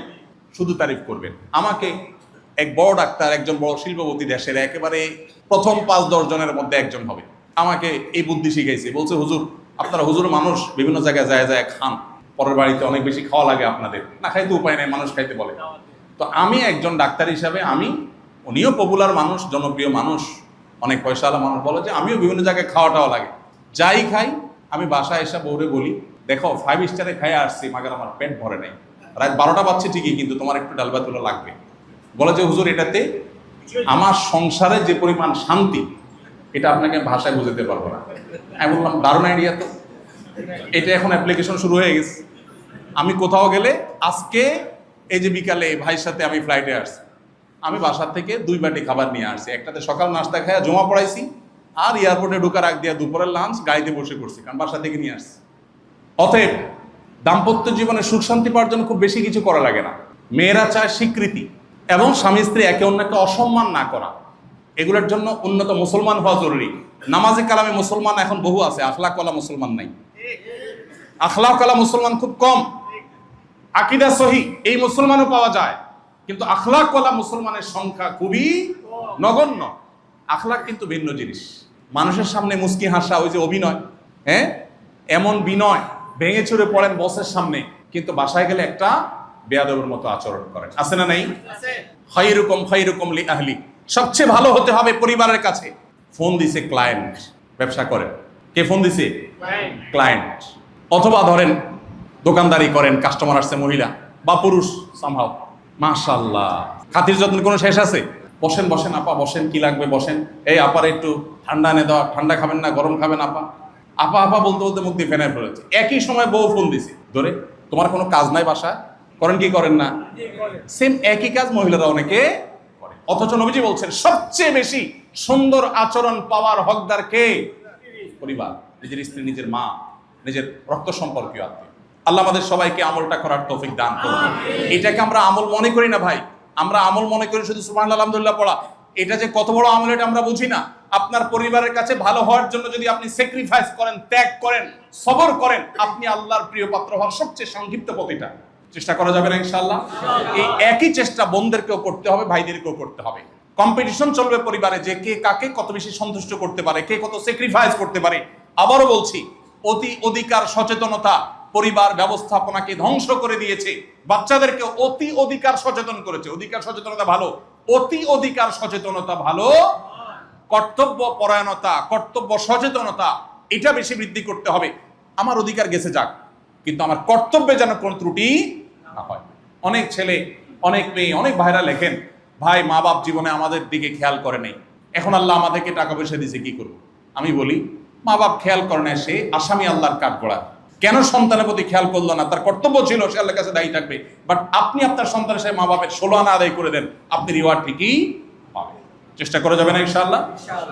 তাহলে 3 নম্বর, একটা আদর্শ মুসলিম পরিবারের মূল উপাদান হলো সুন্দরভাবে জীবন যাপন করা এবং একে অন্যের অধিকারের ব্যাপারে সচেতন হওয়া।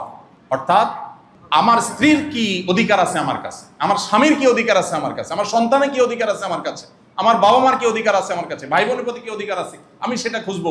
আমার কি পাওনা আছে সেটা না, সেটা চাইতে বড় কথা হলো আমার কর্তব্য কি আছে। আল্লাহ আমাদের সবাইকে তৌফিক দান করুন। 4 নম্বর আদর্শ মুসলিম পরিবারের উপাদান হলো আমানত এবং দায়িত্বশীলতা। নবীজি সাল্লাল্লাহু আলাইহি ওয়াসাল্লাম একটা প্রসিদ্ধ হাদিস আপনারা শুনেছেন, বুখারীতে আসছে। তিনি বলেছেন, আলা কুল্লুকুম রাইন ওয়া কুল্লুকুম মাসউলুন রাইয়াতিহি, তোমাদের সবাই দায়িত্বশীল এবং সবাই তার দায়িত্ব সম্পর্কে আল্লাহর কাছে জিজ্ঞাসার মুখোমুখি হতে হবে। নবীজি বলেছেন, তোমাদের যারা আমির, যারা দায়িত্বশীল, জনগণের দায়িত্বে, মানুষের দায়িত্বে যারা আছে, অহমাসুন আন রাইয়াতিহি, তারা কিন্তু তাদের প্রজাদের বা অধীনস্থদের মানুষদের সম্পর্কে আল্লাহর কাছে জিজ্ঞাসাবাদের মুখোমুখি হবে। আর একটা পুরুষ, সে তার পরিবারের সদস্যদের ব্যাপারে দায়িত্বশীল হবে, তাদের দেখভাল করলো কিনা, ভরণ পোষণ দিল কিনা, চিকিৎসা খরচ ব্যয় করলো কিনা, দিনদারিতা দিল কিনা, এগুলো তাদেরকে করতে হবে। ঠিক একইভাবে একজন নারীর কর্তব্য তার স্বামীর সম্পদ, স্বামীর অগোচরে নিজের ইজ্জত সম্ভ্রমের হেফাজত, এগুলো সে করবে, তার সন্তানদের দেখভাল সে করবে। এই দায়িত্বশীলতার বোধ, এটাই এতক্ষণ বললাম কর্তব্য সচেতনতা, যে আমি দায়িত্বশীল হব, দায়িত্বশীল আচরণ করব। এটা যদি করি, সংসারে শান্তি অটোমেটিক আসবে ইনশাআল্লাহ। প্রিয় ভাইরা আমার, আমাদের অনেক ভাইরা আছে, ছেলে মেয়ে এবং পরিবারের দিনদারিতার ব্যাপারে তার কোনো খোঁজ খবর নেই। ছেলে ভালো স্কুলে চান্স পেলো কিনা এটার জন্য শহীদ হয়ে যাবে, ভালো কলেজে চান্স পেলো কিনা এটার জন্য পাগল হয়ে যাবে, ভালো ইউনিভার্সিটি চান্স পেলো কিনা এটার জন্য পাগল হয়ে যাবে, পরীক্ষা ভালো রেজাল্ট করলো কি করলো এটার জন্য পাগল হয়ে যাবে। ভাই ঠিক আছে, এগুলোর জন্য চেষ্টা করেন, কিন্তু পাগল হওয়ার আইটেম এটা না। পাগল হওয়ার আইটেম হলো, ছেলে আমার আল্লাহকে চিনে না, আমি পাগল হয়ে যাব। ছেলে আমার ফজর নামাজ পড়ে না, আমি পাগল হয়ে যাব। মেয়ে আমার খারাপ পথে যাচ্ছে, আমি অস্থির হয়ে যাব। এটা হলো পাগলামির আইটেম ভাই।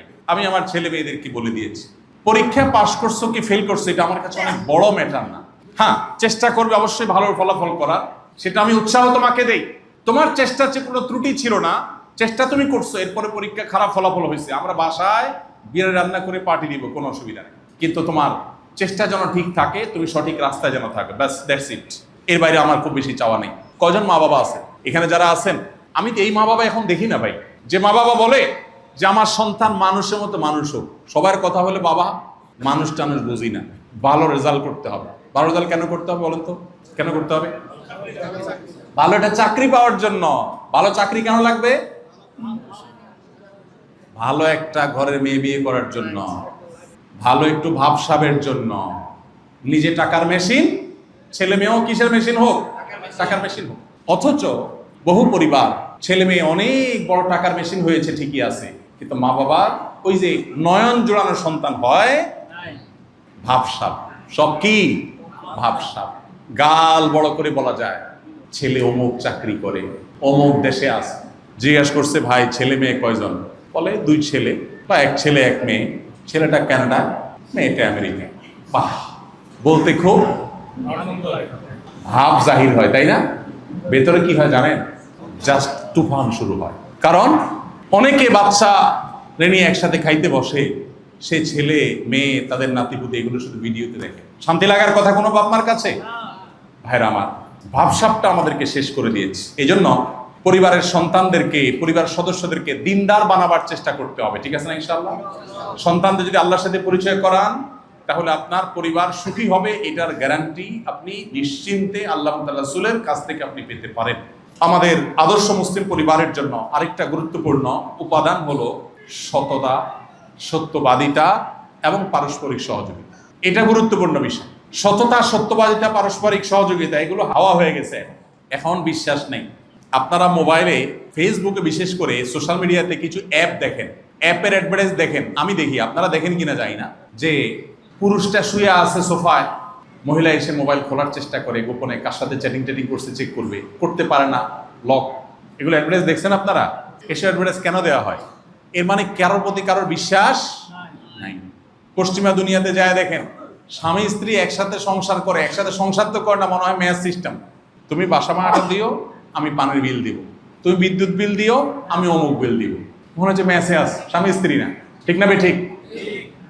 আমি এই জন্য বলি, পশ্চিমারা যদি তথ্য প্রযুক্তিতে, জ্ঞানে বিজ্ঞানে, অবকাঠামোতে, অন্যান্য উন্নতিতে আমাদের চাইতে 200 বছর এগিয়ে থাকে, আমরা পরিবারের দাম্পত্য জীবনের সুখ শান্তিতে তাদের চাইতে 400 বছর আগে আছি আলহামদুলিল্লাহ।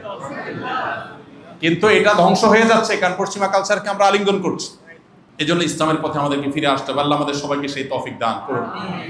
একটা সুখী দাম্পত্য জীবনের জন্য এটা খুবই জরুরি, পারস্পরিক সহযোগিতা করা। কারা কারা বাসায় কাজ করেন হাত তোলেন দেখি, যাদের ফ্যামিলি আছে। কয়টা হাত উঠছে? এদের ভিডিও করে বাসায় পাঠানো উচিত। হাত নামান, আল্লাহ জানে কোনটা কোনটা সত্যি উঠেছে। জীবনে একবার করছেন কিনা? আমাদের নবী করিম সাল্লাল্লাহু আলাইহি ওয়াসাল্লাম বাসায় মেয়েদের কাজে সহযোগিতা করতেন। এখন আপনি ঢুকেন মোবাইল টিপতে টিপতে, মোবাইল কান, হ্যাঁ হ্যালো বলতে বলতে ঢুকতেছেন, আবার বাইরের সময় মোবাইল কান দিয়ে বাইরে হচ্ছে। কেউ সময়, আমি আজকে ঢাকার বাইরে আসছি, নাহলে আমার মাগরিব টু এশা বাচ্চাদের সাথে ব্যাডমিন্টন খেলা, অন্য সব কাজ সারাদিন বাদ যাইতে পারে, এটা বাদ যাওয়ার কোনো সিস্টেম নেই। সেদিন একটা খুব গুরুত্বপূর্ণ মিটিং ছিল, রাষ্ট্রীয় একটা গুরুত্বপূর্ণ মিটিং ছিল সরকারের উচ্চ পদস্থ লোকদের সাথে। আমি বললাম, ভাই সব ঠিক আছে, বাট বাচ্চাদের খেলার সময় কোনো মিটিং সিটিং করতে পারবো না, আমার আগে ছেড়ে দিবেন, কারণ আমার বাচ্চাদের সময় দিতে হবে। আমি যখন ওদের সাথে খেলার সময় দিব না, ওরা তো বাজে পোলাপানের সাথে মিশতে যাবে, ওরা বন্ধু কোথায় পাবে? ওদের বন্ধু আমি। বেশিরভাগ মানুষ, পুরুষরাও মহিলাদেরকে সময় দেয় না, মহিলাও পুরুষদেরকে সময় দেয়। মহিলা তার বান্ধবী নিয়ে ব্যস্ত, ইউটিউব নিয়ে ব্যস্ত, কোন আইটেম কেমনে রান্ধে সেই আইটেম নিয়ে ব্যস্ত, পুরুষের দিকে তাকানোর সময় নেই। আর পুরুষও তার জগৎ নিয়ে ব্যস্ত, পরস্পরকে আমরা সময় দেই না, অথচ এটা খুব বেশি দরকার। একটা সুখী দাম্পত্য জীবনের জন্য এটা আবশ্যক। মোবাইল ফোন জোন সিস্টেম চালু করেন বাসায়, ফোন জোন। ল্যান্ডলাইন ছিল যখন, তখন আমরা কি করতাম? একটা জায়গায় টেলিফোন থাকতো, ওখানে যা কথা বলে আবার রেখে আসতাম। আর এখন মোবাইল নিতে নিতে টয়লেটে, বিছানায়, খাওয়ার টেবিলে, কোথায় নাই, সব জায়গায় মোবাইল। এই আসক্তি আমাদেরকে ধ্বংস করে দিয়েছে। এই জন্য এটা থেকে আমাদের বেরিয়ে আসতে হবে। উত্তম আদর্শ মডেল হওয়া, এটা পরিবারের জন্য খুব জরুরি একটা বিষয়, বিশেষ করে বাচ্চাদের জন্য। বাচ্চারা কিন্তু শুনে শিখে না, তারা দেখে শিখে। বাচ্চারা কিতে শিখে? দেখে শিখে, শুনে শিখে না। লেকচার দিবেন লম্বা লম্বা, করবেন উল্টা পাল্টা, বোরে গালি দিবেন, বাচ্চা শুনবে গালিটা, ও কিন্তু গালিটাই শিখবে। মিথ্যা কথা বাচ্চার সামনে বলবেন, আর বাচ্চারা বলবেন বাবা মিথ্যা বলতে হয় না, তখন বাচ্চা মনে করবে যে এটা কথার কথা, মূলত ওইটাই করতে হয় যেটা বাপ করতেছে, ঠিক না ভাই? ঠিক। এই জন্য তাদের সামনে আদর্শ হতে হয়, উত্তম উদাহরণ হতে হয়, এবং দাম্পত্য জীবনের সর্বক্ষেত্রে সুখের মূল মন্ত্র হলো ধৈর্য এবং তুষ্টি। ধৈর্য এবং তুষ্টি, যা আছে সে অবস্থায় ধৈর্য ধারণ করা, আর যেটা হয়েছে সেটাতে মেনে নেওয়া। এগুলো হলো একটা সুখী দাম্পত্যের জন্য পূর্ব শর্ত এবং মূল উপাদান। এগুলো হলো একটা দাম্পত্য জীবনে সুখ শান্তি দিবেন। আল্লাহ আমাদের সবাইকে, আমাদেরকে পারিবারিক জীবনে সুখী হওয়ার তৌফিক দান করুন। আমাদের পরিবারের সদস্যদের সবাইকে আল্লাহ তাআলা মুত্তাকিদের ইমাম বানায় দেন। আমরা যেন সবাই দাম্পত্য জীবনে আল্লাহর ফরমাবরদার, আল্লাহর অনুগত, আল্লাহর এবং তার রাসূলের অনুসারী বান্দা হিসাবে আমাদের পরিবারগুলোকে যেন গড়ে তুলতে পারি, সেই তৌফিক আল্লাহ তাআলা দান করুন। আমাদের সন্তানরা দুধে বাঁধে থাকুক, তার চেয়ে বড় কথা তারা দিনদার থাকুক, আল্লাহ ভীরু থাকুক, তারা দিনমুখী থাকুক, তাহলে ইনশাআল্লাহ এই পরিবার আপনার পরম সুখের কারণ হবে, এই পরিবার আপনার কাছে উপভোগ্য হবে। আল্লাহ আমাদের সবাইকে আমলের তৌফিক দান করুন। আস-সুন্নাহ ফাউন্ডেশন, উম্মার স্বার্থে সুন্নাহর সাথে।